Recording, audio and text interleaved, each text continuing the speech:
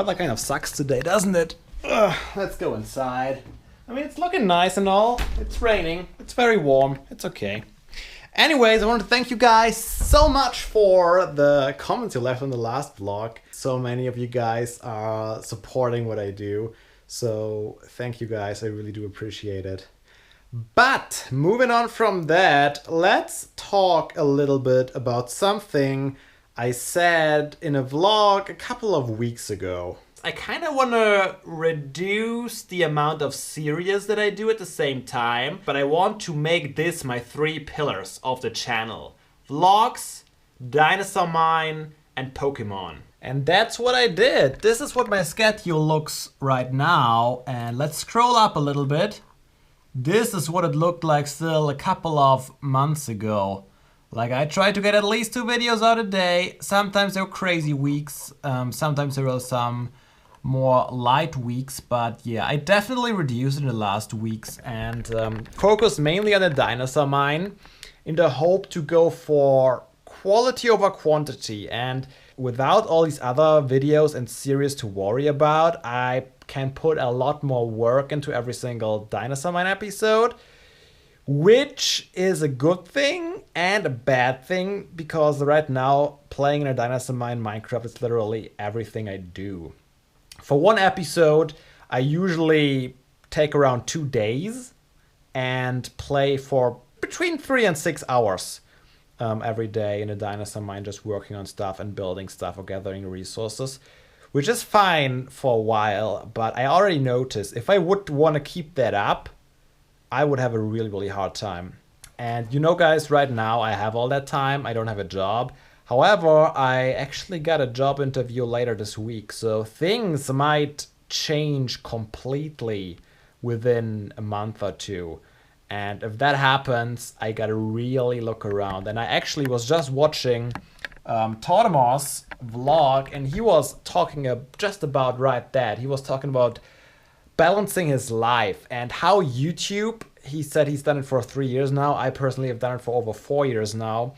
And he said that YouTube has way too much of a priority in his life for what it is worth. That is just as true for me. YouTube has literally the highest priority of everything that's going on in my life right now. And that's probably not good.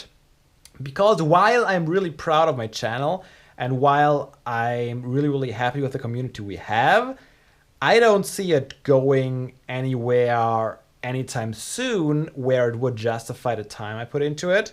And that is something that a lot of people realize lately, I feel. People are stepping down, people are taking a break, people are reevaluating. Even I watched Poet's video earlier where he was a little bit talking about his channel update. Even he, with his over 200,000 subscribers, actually looked at possibly getting another job if things don't change up.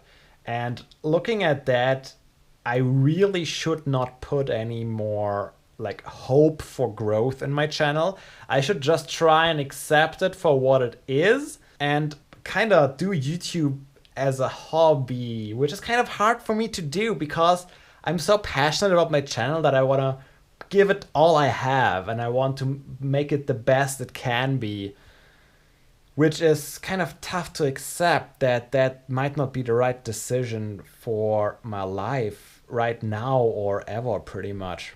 But I put already so much into it that I can't just give it up. And giving up doesn't mean stopping the channel. It just doesn't mean, okay, I'm only doing it for fun now. I don't put my all into it. That is almost like giving up. And once I have a job, I will lose most of the time that I have right now. And I might have to go down to 2 or 3 videos a week again, which I didn't do for the last 3 years. Like in my first year of doing YouTube, that's kind of what I did. Like maybe 2-3 videos a week. And every now and then I had a week without a video because uni was so stressful. And if it comes down to it, I might have to go back to that kind of dealio. Anyways, I thought, hey, let's do something new. Let's have you guys ask a question or several questions in the comments, and I'm gonna implement 1 or 2 questions every vlog that I answer, and they maybe give me some other topics to talk about.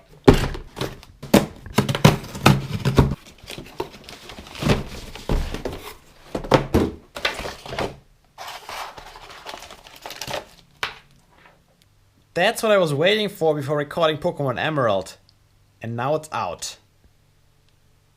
Getting ready for a job interview.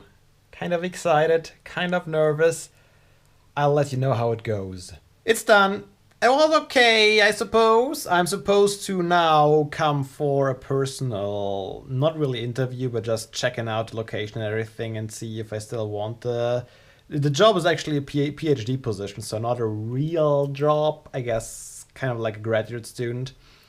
Anyways, it's in Zurich in Switzerland, and I'll probably check it out in July sometime, so that should be cool. I just recorded a new video for the Just Anime Club channel, because I've been watching a lot of anime lately, which took up quite a bit of my time. Anyways, check out the video. It will hopefully come out in the next couple of days. I don't know yet, but make sure to subscribe to Just Anime Club. Link is in the description if you haven't yet. It's been actually over a week since I recorded the clip you just saw, because it felt like an unfinished vlog to me.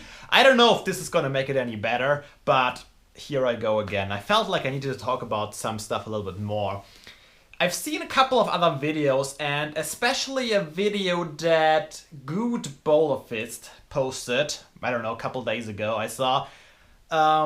He talked more about the whole YouTube thing, and I found myself agreeing to a lot of things that he said. It's just that YouTube as a whole just has a different feeling to it nowadays than compared to 4 or 5 years ago, when it was this new thing, this miracle, this mystery that everyone was fascinated with. And I feel it's lost a little bit of that magic to it. People started to understand how it works, people started to approach it more from a business standpoint. There's a lot less successful people that still just do it for fun, operating out of their basements. Like I do, for example.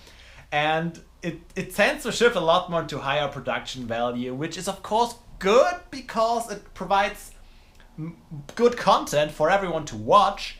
And I personally also find myself watching a lot of that higher produced content, and I do really enjoy it. At the same time, it takes some of it out the part you could relate to, you know? As a small content creator, you could relate to the big guys because in theory they were doing the same thing. Maybe they started a little bit earlier, maybe they had some luck here, there, maybe they were especially creative and got successful that way. And I find it's harder and harder to relate to these big YouTubers nowadays that approach it from a completely different stance. And sometimes there's even now whole production companies behind some of the channels. I mean, these channels probably also started out as just one guy trying to have fun, but it just evolved into this bigger thing, which is so much harder to grasp, for me at least. And I think that plays a big role in all these negative feelings that are going around, at least on the content creator side right now. A lot of content creators I talk to on a regular basis feel the same way, that YouTube just lost a little bit of its touch. It doesn't give you the feeling anymore that yes, everyone can make it on it. You can make it on it if you just work hard enough. This was a feeling that I think everyone had a couple of years ago on this new emerging platform. And nowadays it's way harder to still believe in it.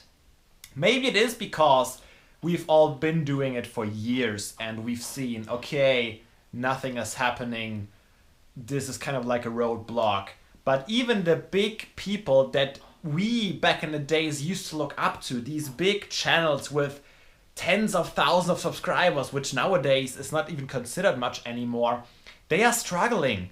A lot of them are really, really struggling. Some of them have to go back getting other jobs. Some of them abandon YouTube and go over to Twitch for streaming. It's really, I don't know, it kind of hurts me a little bit inside, because YouTube was always this thing, and these people that you looked up to who haven't necessarily given up on it but are really struggling. It's a weird thing. It's a weird thing, and I still haven't figured quite out how to deal with that. So I've talked to you guys about it before. I don't quite work out anymore. I had at the beginning of the year this huge phase where Alex was kind of like my personal trainer who forced me to work out every couple of days. And I kind of enjoyed it. However, I myself can't really motivate myself to do this working out on my own. It's something I really struggle with. It's just so boring to do on your own. And if you have a challenge like a personal trainer, I think it's a lot more fun. However, I started doing at least a little bit again. So we have this steel support beam here in the living room, and it's actually quite hard. It has like a good height for it, but you can't really get a grip on it. You can maybe get 1 or 2 pull-ups in there, but then you just slide off. So I actually taped, you can see here, I taped some cloth on there so I can get a hold on it, and a couple of days ago I started doing just some pull-ups. Just at least it gives me the feeling I did something. I know pull-ups is not quite the all-round workout. It doesn't really do much for your whole fitness, but hey, it's better than nothing, right?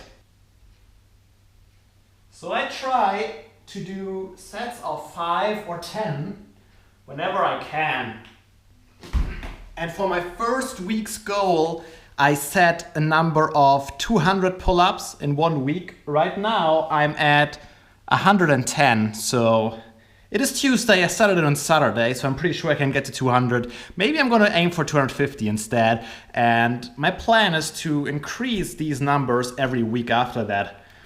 We'll see how far I get with it, but telling you guys about it, I hope gives me a little bit more motivation to keep up with it.